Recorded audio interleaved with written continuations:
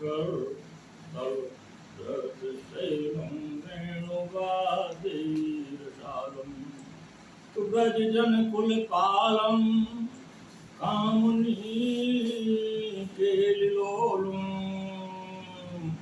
तरुण तुलसी मालम नौमि गोपाल बालम ध्येयं सदा कर भवगुणोऽभीष्टदोहं तीर्थास्पदं सुविरञ्चनुतं शरणं प्रियानंदकंद भगवान जय। इसी कथा प्रसंग के कुछ भाग को लेकर नैमिष सारण क्षेत्र में 88,000 ऋषियों को शिष्यों की कथा में पान करा रहे हैं।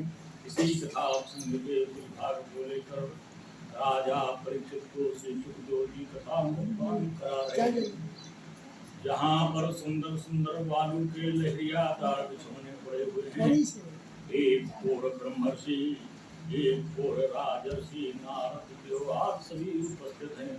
ठीक उसी कथा प्रसंग के कुछ भाग को लेकर अद्य मया कथा प्रस्तूयते त्वया सर्वे श्रोतारः व प्रधान श्रोतः अनुमांशु कथा श्रवणन्तु।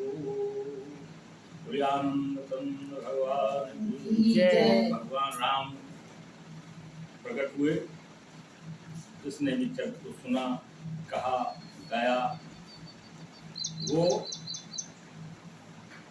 भवकूप से बचे हैं, उनको नरक प्राप्त नहीं होता है। यह चरित्र जे पावहीं हरि पद पावहीं, भगवान की शरण गति प्राप्त होती है, भगवत भक्ति प्राप्त होती है और नरकों से बच जाता है। ये सुना मैया पार्वती ने कहा भगवान शंकर से, बहुत ही पावन चित्र है, भगवान का प्राकट हुआ, बहुत ही सुंदर चित्र सुनाया आपने। किस कारण से भगवान राम ने अपना अवतार लिया है? ब्रह्म मनसा सहित दशरथ नंदन राम बन करके आए हैं और प्रकाश थोड़ा डाले, किस लिए अवतार लिया है और इनका जो निर्माण हुआ है। ब्रह्म कभी जन्म नहीं लेता है, तो ये कौशल्या के यहाँ इन्होंने जन्म लिया है, तो इस पर प्रकाश डाले। भगवान शंकर ने कहा तुम्हारा भगवान में मन रम गया है, भगवत भक्ति प्राप्त हो गई है, इसलिए भगवान के चरित्र को सुनने के लिए तुम्हारी बहुत ही लालसा रहती है। सुनिए। विप्रथेन सुर संतहित, ब्राह्मणों के कल्याण करने के लिए, गायों की रक्षा करने के लिए, संतों के रक्षा करने के लिए, उनके हितार्थ लीन मनुज अवतार, मनुष्य का अवतार भगवान राम ने लिया है।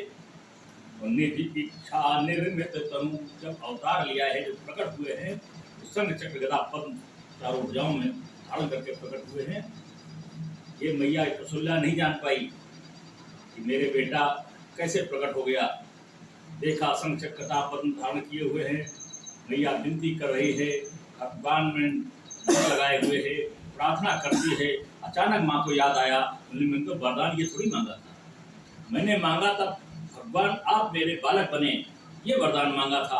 आप तो साक्षात कर्ण के रूप में आ गए, ये वरदान नहीं मांगा था। मैया ने प्रार्थना किया है कि यह रूप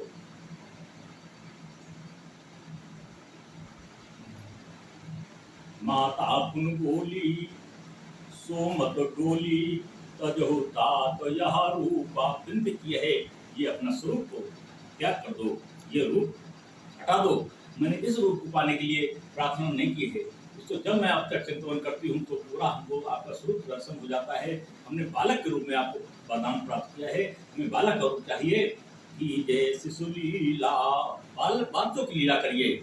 अत प्रिय शीला, बहुत ही सुंदर लगती हो, और यह सुख परम अनुभव में बालक के स्वरूप में देखने जाती, वो अनुभव करना चाहती हूँ। ये मैया पार्वती को भगवान शंकर ने समझाया है। और शरीर की जहाँ बात आई है, ये भी बताया है कि निज इच्छा निर्मित तनु, अपनी इच्छा से फिर भगवान ने वो स्वरूप का त्याग किया है और बालक का स्वरूप अपनी इच्छा से स्वयं निर्मित किया है। इसलिए ये स्पष्ट हो गया कि प्रभु कभी जन्म नहीं लेता है, ब्रह्म कभी जन्म नहीं लेता है। जब ब्रह्म प्रकट होता है। तो ब्रह्म ने वो सब त्याग दिया है, डिस्टर्ब मत किया करो भाई। आनंद कंद भगवान की